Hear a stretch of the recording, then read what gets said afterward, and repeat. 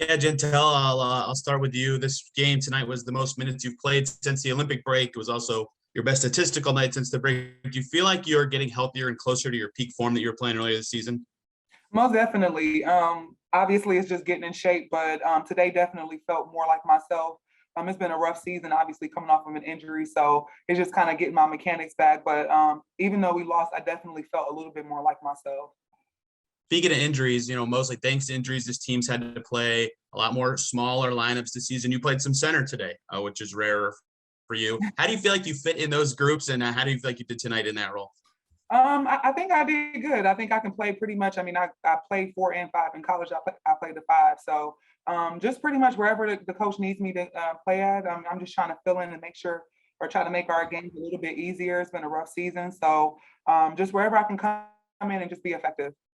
Tiffany, for you, this game was interesting. You had 15 or over 15 points for the third time in the last 5 games, finding a lot more space on drives. Has something clicked for you in the last couple of games that's allowing you to get going in the paint? I guess it's just kind of reading ball screens, how people are playing me. I pretty much know from how people are playing me throughout the season. So now I know where my drives are going to be and within our plays, just kind of reading it and making the right read. You personally didn't take any threes, but in a game like this where you guys are generating tons of good looks from outside, but none of them are going in, how does that affect the way you play? Where do you still kind of hunt the same shots because they're open, or does it kind of affect the way you're looking to get shots on the court?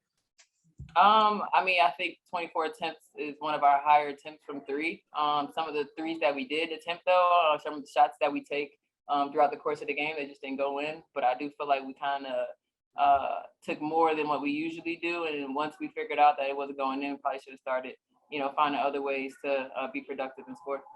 Yeah, sure, Marianne. You guys took 24 threes in this game. That's the most you guys have taken in a game this season. Were you guys searching for those shots in particular? Was it something about the way the Lynx were defending you guys that led to those being more available? What was the game plan with those? Yeah, well, no, that wasn't by design. They were pretty aggressive and got us pushed out in our offense, pretty far away. We were running our offense from like 28 feet most of the day. And, we would just look at film and figure out how we're going to, take care of that for the next game. We can't have a steady diet of playing from that far away.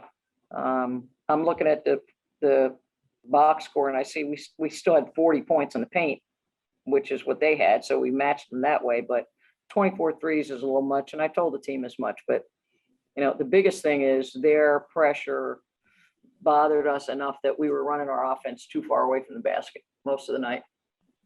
This might seem like a strange follow-up, but I'm trying to get insight into how you think when a game is going on.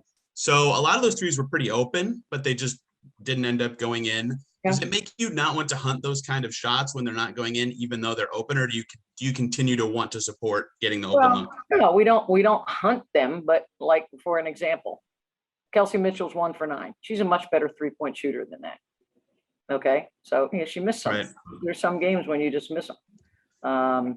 What I'm more concerned about is that our offense was pushed out much, 2 steps, 3 steps further out than it should have been, and we have to address that. And they're one of the most physical teams in the league. They did a very good job being very aggressive, pushing us further and further away from the basket. So, our timing was off a little bit. A few of the threes were, under duress, shot clock situations. But generally speaking, I know Kelsey's going to shoot the ball better than that. Tori was 2 for 5. She can shoot better than that. Lindsay Allen, has been shooting the ball real well of late. She was 1 for 5. So from that standpoint, it was a little bit of, one of those days when there was a lid on the basket. But, I'm looking at that turnover number and I don't like it. We had 18 turnovers that led to 25 points. The live ball turnovers can't happen. And there were too many of those. So, although I thought we played really well in stretches, the game got away from us in stretches as well. And losing Jessica Breland early in the first quarter, I mean, she played less than 4 minutes and was done for the rest of the game. That didn't help. She's one of our best defenders and somebody we count on to, rebound and knock down mid-range shots. And, it's just unfortunate to not have her. So we finished the game with 8 people. That was tough. Somewhat related to Jess playing less is that Jantel played the most minutes she's played since the Olympic break. I thought she played very well. Is there anything specific you really like about her game and how she connects the rest of the roster? Well, she's a smart veteran, and Jantel has always had a good face-up game. So she's a big who can shoot it facing up. She also has shown a knack for, getting on the block and scoring. So she's a player who can go both inside and outside. I think the thing that was really important tonight that she gave us was the rebounding. She had 9 rebounds. So she had 15 and 9 off the bench. That's a heck of a stat line. So, she was one of the bright spots. And like I said, there was stretches where we played really well.